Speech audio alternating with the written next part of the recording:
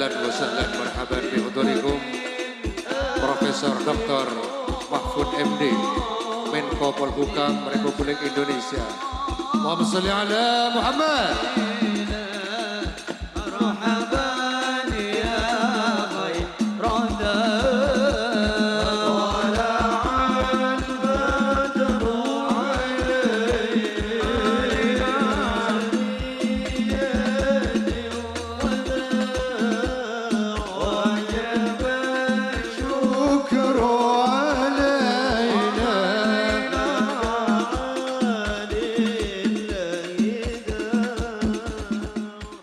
Sekalian, deretan setuju sepeda mulja.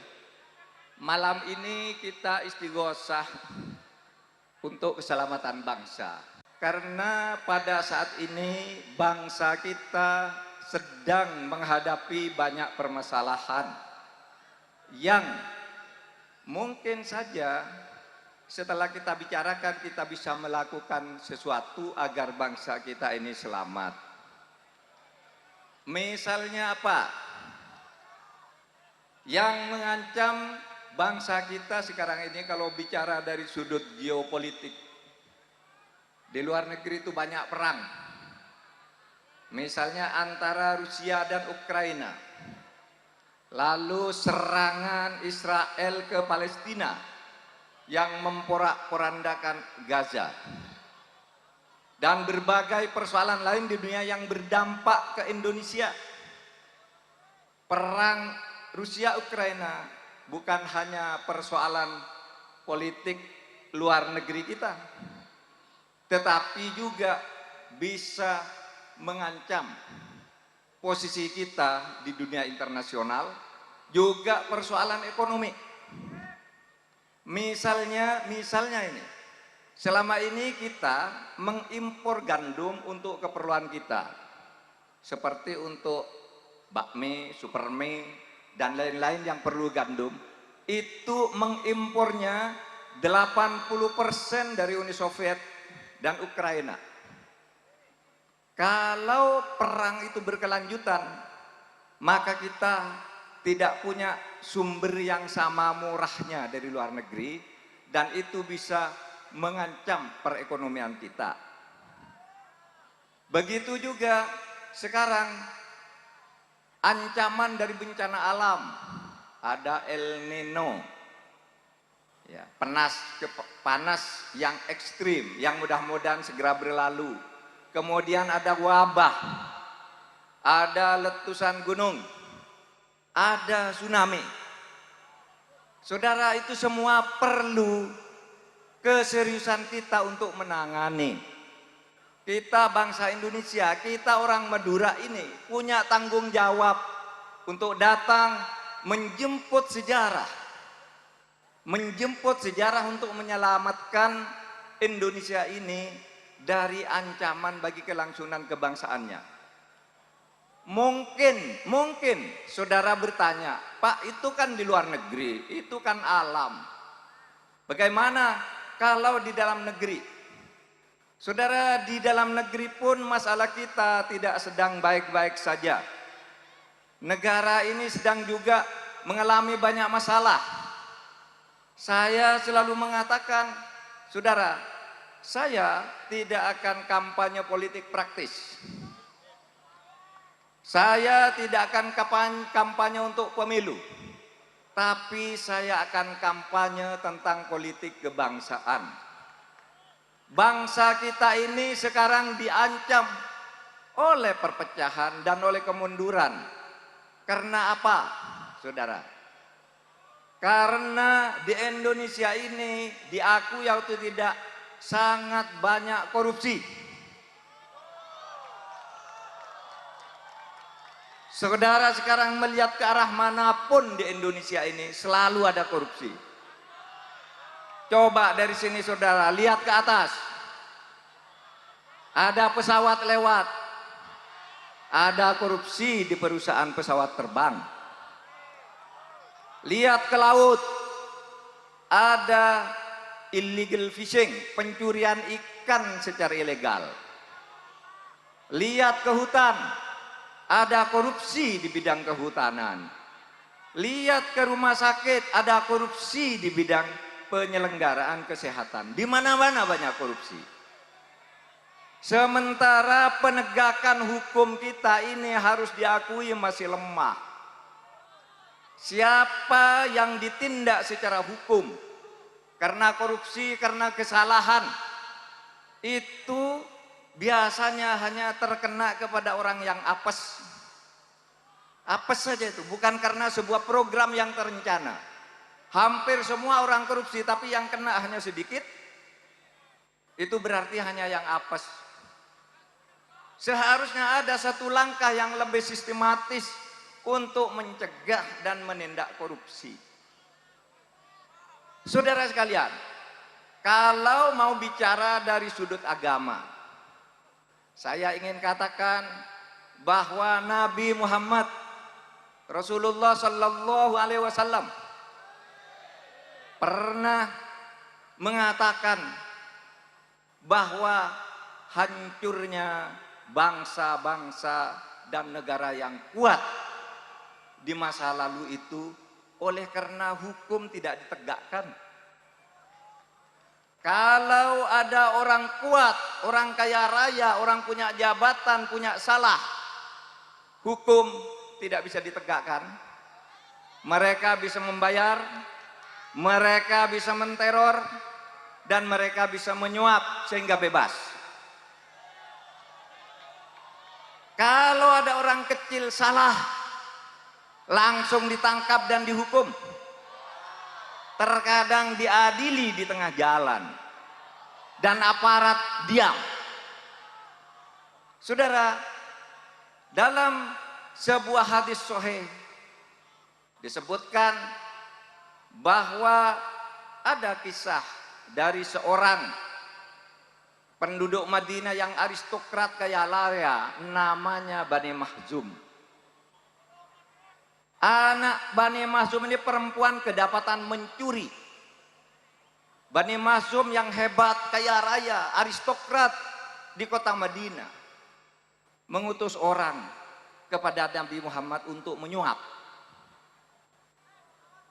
Dikatakan begini, wahai Rasulullah, anakku, anak Bani Mahzum ini adalah orang terhormat. Yang dicuri hanya sedikit, tolong jangan dihukum. Berapapun perlu akan saya ganti. Yang dicuri oleh anak gadis saya yang cantik ini, saya ganti. Asal anak saya jangan dihukum. Maka Nabi mengatakan begini, saudara Bani Mahzum, kata Nabi, ketahuilah bahwa hancurnya bangsa-bangsa dan negara besar di masa lalu itu karena hukum itu kalau menghadapi orang kuat tidak dilaksanakan, tapi begitu menghadapi orang lemah, hukum had langsung ditegakkan. Maka kata Nabi, fa'ayyamallah law anna Fatimah binti Muhammad saraqat faqata'tu yadaha. Demi Allah, kalau anakku sendiri Siti Fatimah mencuri, saya potong juga tangannya. Apalagi cuma anaknya Bani Mahzum. Kenapa Nabi? Kenapa Nabi engkau mau memotong tangan seumpama anakmu mencuri? Kata Nabi, karena kalau hukum tidak ditegakkan, lama-lama negara kita ini hancur. Coba lihat tuh, Fir'aun jatuh karena tidak ada hukum di sana ketika dia sudah sangat kuat. Persia, Romawi, itu zaman-zaman Nabi. Bergelimpangan. Sehingga saudara, kalau saudara ingin menyelamatkan bangsa dan negara ini, salah satu hal penting adalah bagaimana hukum itu bisa ditegakkan dengan benar. Saya sudah mengatakan, kalau di negara ini hukum bisa ditegakkan dengan benar, maka 50% persoalan bangsa ini sudah selesai. Sisanya yang 50% itu bisa dibagi kecil-kecil. Hukum 50%, ekonomi 5% pendidikan, 2%, sisanya kecil-kecil bisa diselesaikan masalahnya. Asal hukum ini tegak dulu. Ini jangan main-main kita terhadap negara ini. Negara ini berdiri atas berkat rahmat Allah yang Maha Kuasa. Sehingga kalau kita tidak memelihara dengan baik, tidak menjaga Indonesia ini sebagai negara yang kuat, berkat rahmat Allah, itu bisa dicabut. Kalau kita bertanggung jawab, mari kita jaga negara ini. Apa yang harus kita lakukan untuk menjaga agar negara ini kuat? Tegakkan konstitusi, tegakkan hukum. Siapa yang bertugas menegakkan hukum dan konstitusi ini? Pemerintah. Oleh sebab itu, saudara, apa peran saudara yang bisa dilakukan? Ikut pemilu dengan jujur, adil, dan tulus. Ikut pemilu. Saya tidak akan menyuruh saudara milih siapa, tidak penting.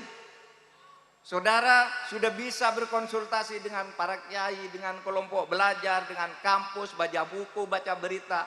Saudara bisa menyimpulkan siapa yang harus saya pilih di dalam pemilu itu. Oleh sebab itu pemilu itu harus dilaksanakan secara demokratis, jujur, adil, dan beradab. Saudara semua harus ikut pemilu. Jangan berpikir saya tidak ikut pemilu, itu calonnya jelek semua. Jangan begitu. Di antara calon-calon yang ada itu pilihlah yang paling baik. Itu kalau ingin menyelamatkan bangsa dan negara ini dalam waktu dekat, ini kita harus merancang satu pemerintahan yang kuat, bersih dari korupsi, kolusi, dan nepotisme. Harus bersih dari itu. Dan caranya adalah saudara mengikuti pemilu dengan baik. Mari kita jaga negara Indonesia ini. Saudara, tugas besar kita juga di dalam geopolitik. Sekarang ini kita sedang diberi tugas, diberi kepercayaan oleh dunia internasional. Ketika pekan lalu Presiden berkunjung ke Amerika dan di situ diberi mandat agar Indonesia menjadi penengah konflik di Palestina. Saudara sekalian, saya ingin tegaskan, Indonesia sejak tahun 1945 sudah menyatakan mendukung Palestina sebagai negara merdeka.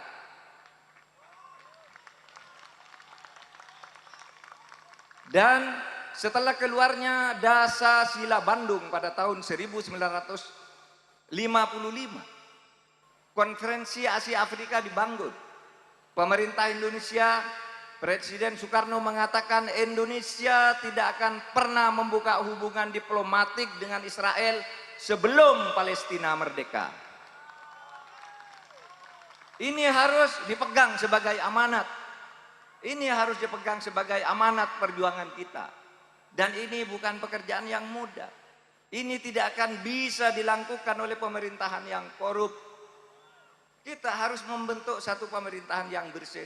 Dan saudara bertugas untuk ikut pemilu. Kalau sebagai calon, jadilah calon yang baik. Kalau sebagai pemilih, jadilah pemilih yang bertanggung jawab. Karena pemilu itu adalah agenda konstitusional. Pemilu itu adalah satu cara untuk mengganti pemerintahan secara damai. Memperpanjang tugas pemerintahan secara damai dan baik-baik. Oleh sebab itu prosesnya pun harus baik. Baiklah, saudara sekalian, mari kita akhiri dengan sholawat burdah. Maula ya sholli wa sallim. Maula ya sholli wa sallim daiman abada ala habibika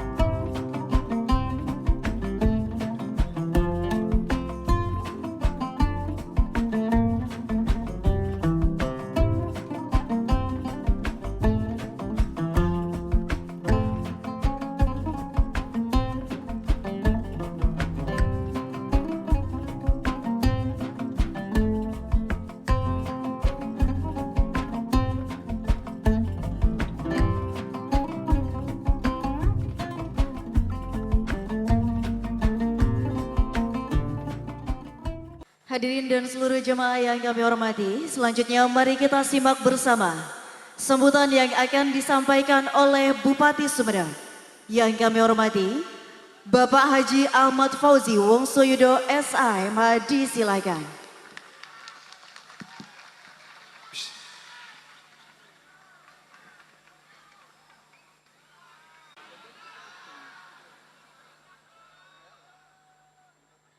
Mana suaranya kok lemes? Masih semangat? Masih semangat sholawatan? Assalamualaikum warahmatullahi wabarakatuh.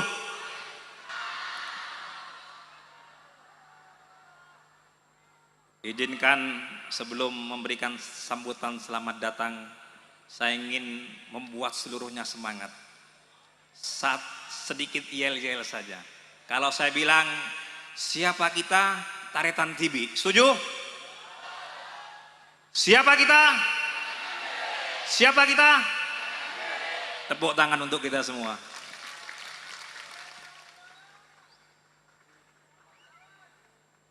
Sebelum membuka ingin pantun juga, ada pantunnya sudah saya siapkan ini. Malam ini kita berdoa bersama, bermunajat untuk keselamatan bangsa Indonesia. Pemilu 2024, mari kita kawal bersama-sama.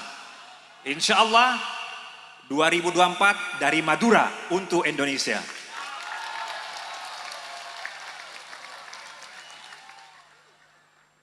Yang saya hormati dan kita banggakan bersama, yang kita tunggu-tunggu bersama, Menko Polhukam, Profesor Dr. Haji Muhammad Mahfud MD. Tepuk tangan untuk semuanya. Beserta keluarga. Yang saya hormati dan kita banggakan bersama juga, Ketua Banggar DPR RI Bapak MH Said Abdullah beserta keluarga. Yang saya hormati sahabat saya hadir, Bupati Trenggalek, berdiri Bupati Trenggalek.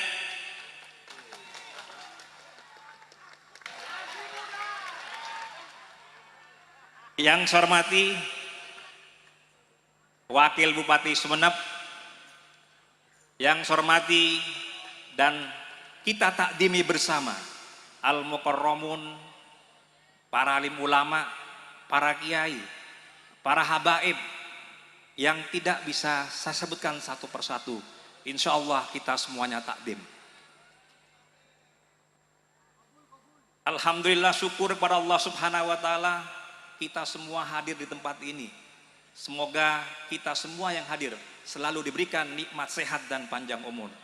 Amin ya rabbal alamin. Salawat serta salam tetap kita haturkan kepada junjungan kita Nabi besar Muhammad sallallahu alaihi wasallam. Semoga syafaat selalu menyertai kita semua. Malam ini begitu indah. Malam ini begitu luar biasa. 3 kekuatan hadir bersama-sama, berdoa dan bermunajat bagi keselamatan bagi bangsa dan negara ini. Ada umaro, ada ulama, ada masyarakat, hadir semuanya untuk mendoakan Indonesia agar terus lebih maju ke depannya.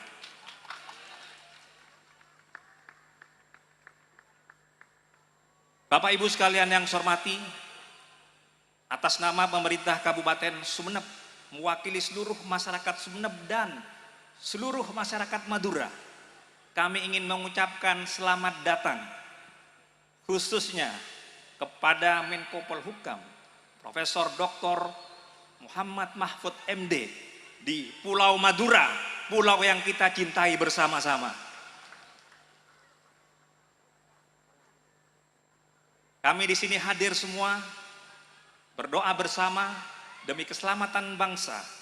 Tentu kami juga ingin mengucapkan terima kasih yang sebesar-besarnya kepada seluruh pihak yang terkait, panitia yang mempersiapkan acara ini, petugas keamanan yang mengamankan pelaksanaan acara ini, rekan-rekan media yang hadir pada malam hari ini, dan seluruh masyarakat yang hadir secara ikhlas bersama-sama berdoa untuk bangsa dan negara ini.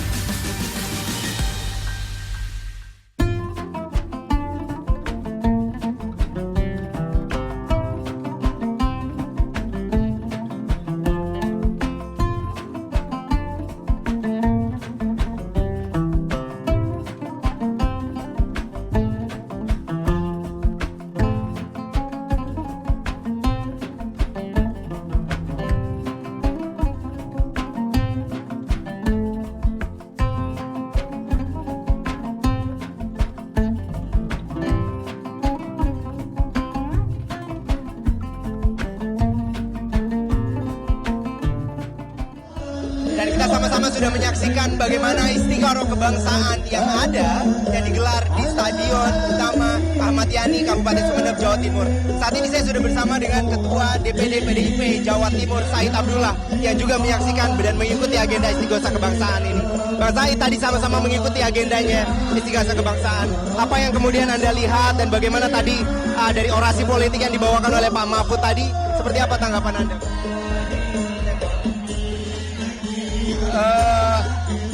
Acara malam ini dahsyat sekali. Ternyata masyarakat Madura memang kecintaannya tinggi terhadap Pak Mahfud MD, dan itu dibuktikan dari sejak jam 4 sudah berduyun-duyun menuju stadion. Saya berterima kasih yang sebesar-besarnya kepada seluruh benerawan atas terselenggaranya doa keselamatan untuk bangsa. Top orang Madura, luar biasa kepada Pak Mahfud MD. Top orang Madura. Nah, tadi seperti yang disampaikan oleh Pak Mahfud, ini kan ada 3 permasalahan bangsa, mulai dari permasalahan geopolitik, lalu kemudian ekonomi, dan juga yang salah satunya di dalam bangsa adalah soal penegakan hukum.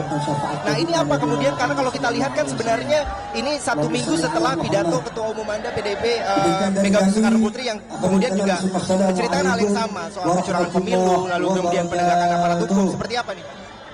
Kalau saya menilainya, ini semua kita ini karena memang tensi politik meninggi, maka diharapkan sesungguhnya kepada seluruh aparat, baik polisi maupun tentara, kembali kepada tupoksi masing-masing.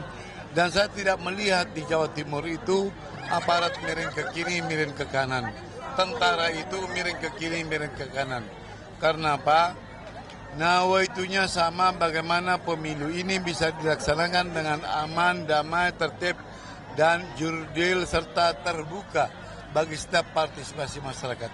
Saya yakin, hakul yakin, aparat berkepentingan, aparat kita berkepentingan untuk menjaga rasa aman tadi, rasa damai tadi, rasa tertib di dalam pelaksanaan sampai pada tanggal 14 Februari yang akan datang. Kita tidak boleh suudon kepada aparat, karena faktanya kita butuh aparat. Oleh karenanya kalau ada permasalahan di titik-titik tertentu, saya selaku Ketua Dewan Pimpinan Daerah PDI Perjuangan Jawa Timur langsung akan komunikasi dengan pimpinan tertinggi baik di kepolisian maupun di Tentara Nasional Indonesia kita.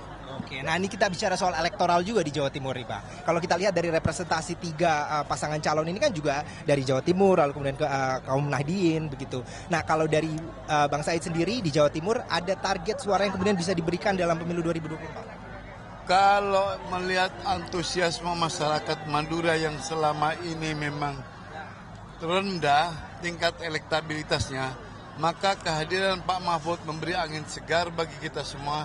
Dan insya Allah sebagaimana ditetapkan Jawa Timur akan mampu pada rentang 55 sampai 60%. Artinya effort kita ke 55%, best effortnya sampai 60%. Oke, artinya apa yang dikerjakan oleh Pak Mahfud sebagai putra kebanggaan Madura begitu ya. Ini setidaknya dari Matraman dan juga nanti Tapal Kuda itu akan meraup suara yang cukup tinggi juga begitu Pak. Matraman, Tapal Kuda, Are, Pandalungan, saya hakul yakin semuanya dalam satu barisan Ganjar Mahfud.